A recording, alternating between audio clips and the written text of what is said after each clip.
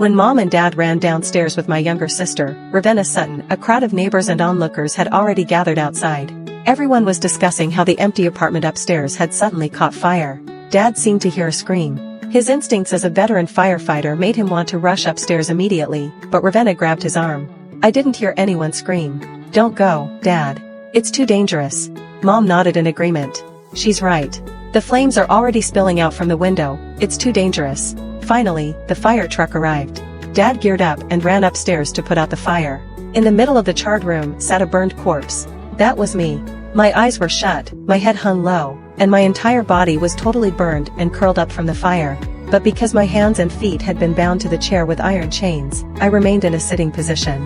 Soon, Mom came upstairs as well. She was the best doctor in the city.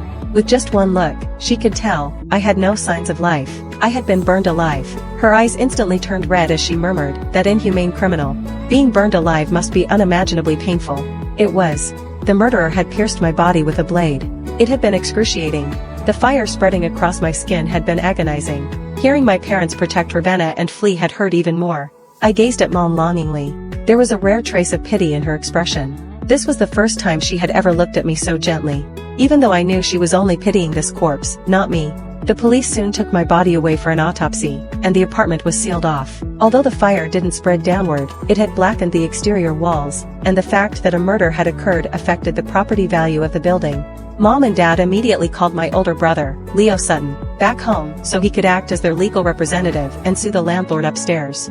Leo was a partner in a law firm. He was also the only one in this family who never treated me like an outsider.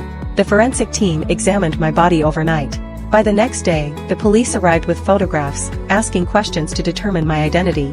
Inside my tightly shut mouth, they found a silver pendant with an engraved date. It was a pure silver necklace given to me by an old priest I met on a trip to a farm, something I had always worn close to my heart. The date engraved on it was the most important date to me, October 3, 2015. When the murderer dragged me away from my own doorstep, I knew I wouldn't make it out alive. So, while they weren't looking, I hid the necklace in my mouth. That way, Mom and Dad wouldn't lose me completely. They'd be anxious if they couldn't find me, right? That date wasn't actually my birthday. I shared the same birthday with Ravenna, but she once cried and said, I shouldn't have shared a birthday with Danica. I stole her birthday. I should go back to the orphanage. Seeing her cry, my parents immediately hugged her tightly and scolded me. You're the older sister, don't fight over these things with Ravenna. Even though you're our biological child, Raven is the one we've raised for over 10 years. From now on, just treat the day you came home as your birthday.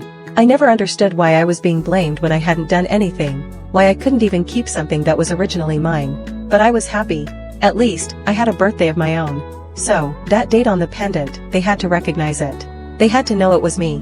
I watched them anxiously. They stared at the photo, murmuring the date to themselves, as if trying to remember. After a long while, they shook their heads. I have no memory of this date. Then the police expressionlessly slid the photo back into their file and stood up to leave. I should have never expected anything. Mom and Dad would never remember anything about me, even though I was their own flesh and blood.